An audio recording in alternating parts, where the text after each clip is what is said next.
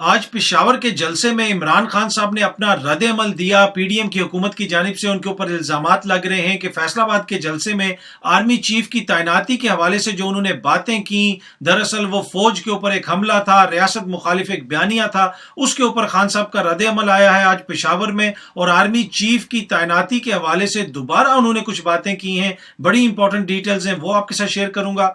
आज जब ये जलसा शुरू हुआ तो पाकिस्तान में दोबारा यूट्यूब की सर्विस बंद कर दी गई, उसकी क्या डिटेल्स हैं वो भी बताऊंगा। और एक शहरी जो है वो पहुंच गया है अदालत में और उसकी ख्वाहिश है कि खान साहब के खिलाफ मुकदमा दर्ज किया जाए, वो भी आपके साथ डिटेल्स शेयर करूंगा। और कुछ इस्लामाबाद हाई कोर्ट से खबरें, उनकी तफसीलात भी आपको बताऊंगा।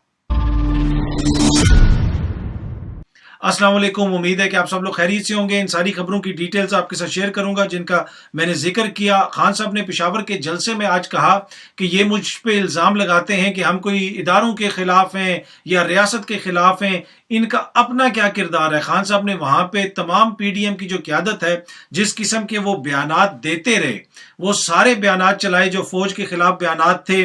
उसमें उन्होंने खुर्रम दस्तगीर साहब का बयान चलाया जिसमें वो कह रहे थे कि ये अपनी मर्जी का आर्मी चीफ लाना चाहते हैं, उसके बाद हम सब ने नाअहल हो जाना है, इसलिए जरूरी था कि तहरीक अदम एतमाद लाई जाए और इमरान खान की हुकूमत को खत्म किया जाए, वो बयान उन्होंने चलाया।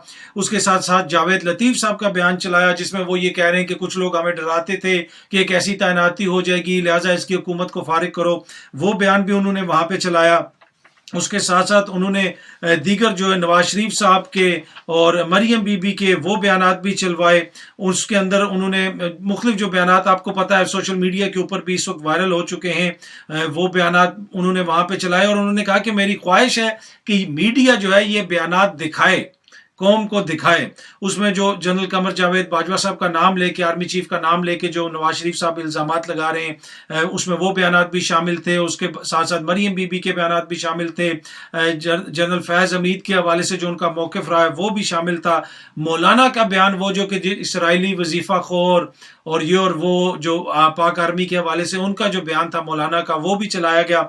और साथ साथ जो मौलाना ने धमकी दी थी कि अगर हम बिगड़ गए तो अफगानिस्तान में जो अमेरिका का हाल हुआ है उससे भी बुरा तुम्हारा हाल करेंगे। जरदारी साहब का ईंट से ईंट बजा देने वाला बयान भी चलाया। बताने का मकसद ये है कि उन्होंने सारे बयानात चलाए। उन्होंने कहा अब ये बयानात मैं इसलिए चला रहा हूं कि ये वो लोग हैं जो मेरे ऊपर इल्जाम लगाते हैं कि मैं फौज खिलाफ हूं या फौज मुखालिफ हूं और रियासत मुखालिफ हूं। उन्होंने कहा कि इदारे मजबूत होंगे तो हम मजबूत होंगे। अगर आज पाकिस्तान बचा हुआ है तो वो सिर्फ पाक फौज की वजह से है। अगर हमारी फौज मजबूत ना होती तो आज इराक, शाम, दीगर ममालिक की तरह, दीगर जो इस्लामी ममालिक हैं, अफगानिस्तान जहाँ पे जो अजाब आया हुआ है, हमारे मुल्क में भी वही अजाब इस वक्त आया होता। तो ये बड़ा इंपॉर्टेंट है कि हम अपने इदारों की कदर करें और इदारों की वजह से हम बचे हुए। और उन्होंने अपना बयान भी चलाया कि जिसमें उन्होंने कहा था कि मुझसे ज्यादा ये फौज जो है इंपॉर्टेंट है, अगर फौज नहीं होगी तो मुल्क को नुकसान पहुंचेगा।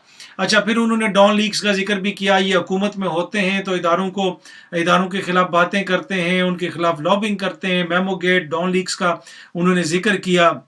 उसके अलावा उन्होंने 6 सितंबर का भी जिक्र किया। उन्होंने कहा गाजी शहीदों का, जिनका इन सबको हम सलाम पेश करते हैं। 6 सितंबर की जंग का उन्होंने जिक्र किया कि मैं छोटा सा था और जिस वक्त वो बमबारी शुरू हुई तो हम लाहौर में थे, हमें आवाज़ें भी आती थी और ये और वो सारा उन्होंने उसका भी जिक्र किया।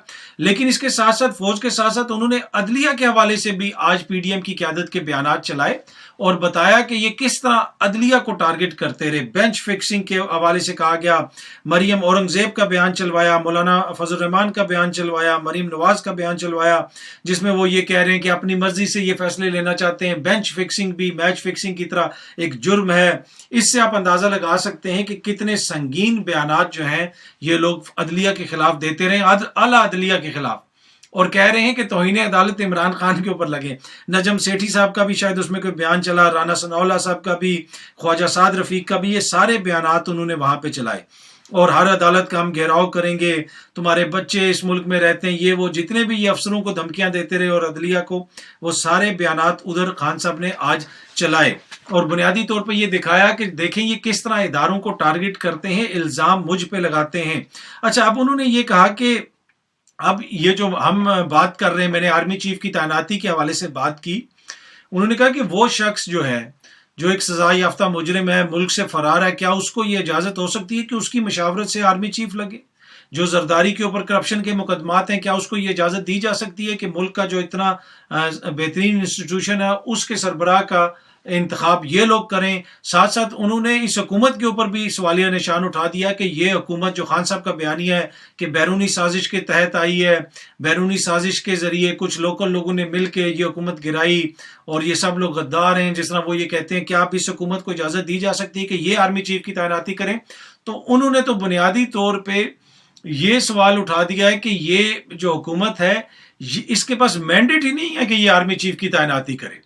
اب خان صاحب اس طرف چلے گئے، وہ یہ کہہ رہے ہیں کہ یہ حکومت ان کے پاس یہ مینڈیٹ ہی نہیں ہے، یہ سازش سے آئی ہے اور یہ جس طریقے سے آئی ہے سازش کر کے اور بیرونی سازش کے ذریعے آئی ہے، تو لہٰذا ان کے پاس کوئی مینڈیٹ نہیں ہے کہ یہ آرمی چیف کی تعیناتی کریں۔ اب انہوں نے پوری اس کے حکومت کے اوپر سوالیہ نشان اٹھا دیا۔ اچھا، اس کے ساتھ ساتھ انہوں نے کہا جناب قوم تیار رہے۔ قوم اس لیے تیار رہے کہ یہ اداروں کو پی ٹی آئی کے ساتھ لڑوانا چاہتے ہیں، خود یہ سیاسی طور پہ ہمارا مقابلہ نہیں کر سکتے، تو اس وجہ سے یہ ہمیں لڑوانا چاہتے ہیں اداروں کے ساتھ۔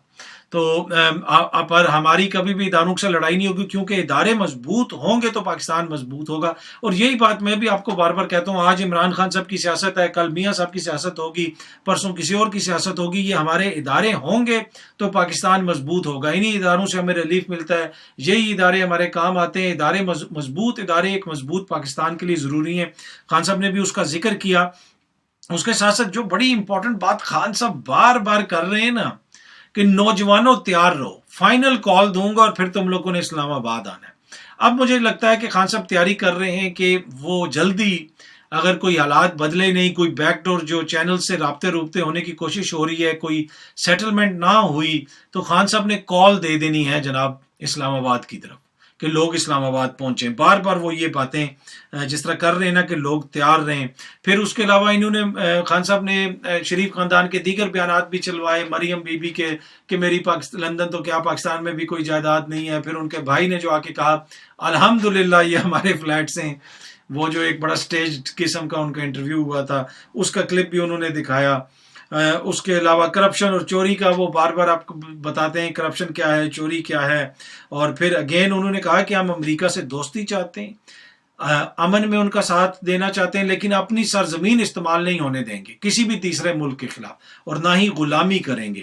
تو یہ بڑی امپورٹنٹ چیز ہے جو انہوں نے کہی کہ امریکہ سے دوستی کرنی ہے، غلامی نہیں کرنی، اور اسلام آباد آنے کی فائنل کال دوں گا، اب تیار رہو۔ اب یہ بار بار خان صاحب کہہ رہے ہیں، تو اس سے لگتا ہے کہ سیاسی پارا بڑھے گا، اور خان صاحب جو اب حکومت کو کہہ رہے ہیں کہ جناب آپ تو لیجٹیمیٹ حکومت ہی نہیں ہے، آپ تو کسی سربراہ کی، فوج کے سربراہ کی تعیناتی ہی نہیں کر سکتے۔ تو اب خان صاحب نے تو بالکل ایک جسے کہتے ہیں نا کہ بڑا ریجڈ قسم کا موقف لے لیا ہے۔ تو اب وہ میرے خیال میں بنیادی طور پہ یہ کہہ رہے ہیں کہ جو بھی تعیناتی ہونی ہے وہ الیکشنز کے بعد ہو۔ تو اب دیکھتے ہیں اس کے اوپر حکومت کا کیا رد عمل آئے گا۔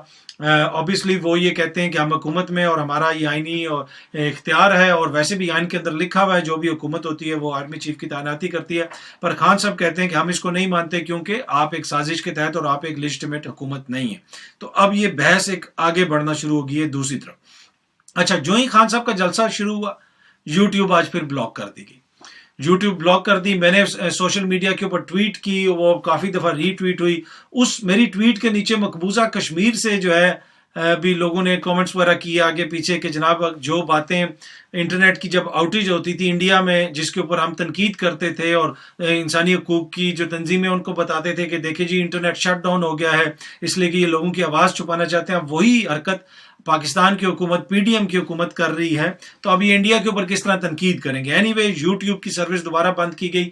اگین وہ چیز جو صرف پاکستان کے اندر رہنی تھی، اس حرکت کی وجہ سے جو یوٹیوب کو بند کیا گیا، وہ اب کل انٹرنیشنل میڈیا کی ہیڈ لائنز ہوں گی، پوری دنیا کا میڈیا اس کو کور کرے گا، اپنی حکومت کی غلطی کی وجہ سے، اپنی چلاکی کی وجہ سے۔ اسلام آباد ہائی کورٹ کی بھی ایک خبر ہے جناب، وہاں پہ جو پی ٹی آئی پٹیشن لے کے گئی تھی کہ ہمارے کچھ لوگوں کی ریزگنیشن مانی گئی، کچھ لوگوں کی نہیں مانی گئی، یہ قسطوں میں استعفے قبول کر رہے ہیں، اس پٹیشن کو اسلام آباد ہائی کورٹ نے ریجیکٹ کر دیا ہے، اور انہوں نے کہا ہے کہ جو قاسم سوری نے استعفے قبول کیے تھے سب کے، وہ ٹھیک نہیں تھا۔ اب یہ جس طرح اس حکومت کی اور الیکشن کمیشن کی مرضی ہوگی، وہ اپنی مرضی کے مطابق تھوڑے زیادہ جب چاہیں گے منظور کرتے جائیں گے۔ دوسری طرف جناب ایک شہری جو ہے वो सेशन कोर्ट पहुंच गया है लाहौर में और उसने कहा है कि खान साहब ने इदारों के अंदर बगावत कराने की कोशिश की है। जो फैसलाबाद में जो उन्होंने बयान दिया वो इदारों के खिलाफ बयान है और उनके खिलाफ मुकदमा दर्ज किया जाए। तो अब ये भी बड़ी इंपॉर्टेंट और डेवलपमेंट है, देखते हैं इसके ऊपर कोर्ट से क्या फैसला आता है। बाकी कराची में जो इलेक्शंस होने हैं, आपको पता है खान साहब आप मुख्तलिफ जगहों पे इलेक्शंस लड़ रहे हैं। कराची में जो इलेक्शंस होने हैं उनको पोस्टपोन करने की बातें हो रही हैं और इस तरह की भी खबरें आ रही हैं कि जो दीगर हल्के हैं जहाँ पे खान साहब इलेक्शन लड़ रहे हैं, हुकूमत की ख्वाहिश है कि किसी तरीके से उनको मुलतवी किया जाए, पोस्टपोन किया जाए, क्योंकि खान साहब ने तो स्वीप कर देना है और अगर वो सारे हलकों में जीत गए तो फिर इस हुकूमत के लिए एक नई मुसीबत बन जाएगी, एक और जो है सुबकी होगी। पर एनीवे देखते हैं इस हवाले से क्या चीज़ें आगे आती हैं, क्या डेवलपमेंट्स होती हैं। लेकिन ये बड़ी इंपॉर्टेंट पेश रफ्त थी जो आज खान साहब ने जलसे के अंदर वहाँ पे ये कह दिया कि ये हुकूमत जो है इसके पास लेजिटिमेसी नहीं है कि ये आर्मी चीफ की तैनाती करे और ये नहीं कर सकते। और ये बड़ा सख्त मौक़िफ़ खान साहब ने ले लिया और कहा कि जनाब आप लोग तैयारी करें, हम इस्लामाबाद की कॉल देंगे, यकीनन इसके ऊपर आप हुकूमत का रद्दअमल भी आएगा। खान साहब का जो आज का रद्दअमल था वो हुकूमत के उन बयानात के रद्दअमल के पे था जिस पर वो ये कहते थे कि ये फौज मुखालिफ हैं। खान साहब ने आज हुकूमत के बयानात चलाए, PDM की क़यादत के बयानात चलाए और ये बताया कि देखें जनाब को हम खुद फैसला करें कि ये हमारे इदारों को किस तरह टारगेट करते थे। अब खान साहब सियासत करें या PDM सियासत करे, मेरे ख्याल में इदारों को टारगेट नहीं किया जाना चाहिए, इदारों को मुतनाज़ा नहीं बनाना चाहिए, जिसका जिक्र खान साहब ने खुद भी किया कि मुझसे ज़्यादा इंपॉर्टेंट जो हैं वो इदारे हैं। हम सबसे ज़्यादा इंपॉर्टेंट पाकिस्तान है। मेरे ख्याल में जो भी पाकिस्तान के लिए बेहतर हो उसके ऊपर सोचना चाहिए। और अब सियासी जो कुव्वतें हैं देखते हैं वो इस बहस को किस तरफ आगे लेके जाती हैं। लेकिन मैं बार बार कहता हूँ कि मुझे सूरत हाल को बेहतर होती हुई नज़र नहीं आ रही। जब तक इलेक्शंस नहीं होंगे इसी तरह मुल्क के अंदर बहरान की कैफियत रहेगी और ये सितंबर के अंदर सियासी पारा बहुत हाई होने जा रहा है। आप देखते जाएंगे खान साहब के बयानिए में सख्ती आती जाएगी हर गुजरते दिन के साथ। उम्मीद है कि ये वीडियो आपको पसंद आई होगी। बहुत जल्दी आपसे दोबारा मुलाकात होगी। बहुत बहुत शुक्रिया। Thank you so much.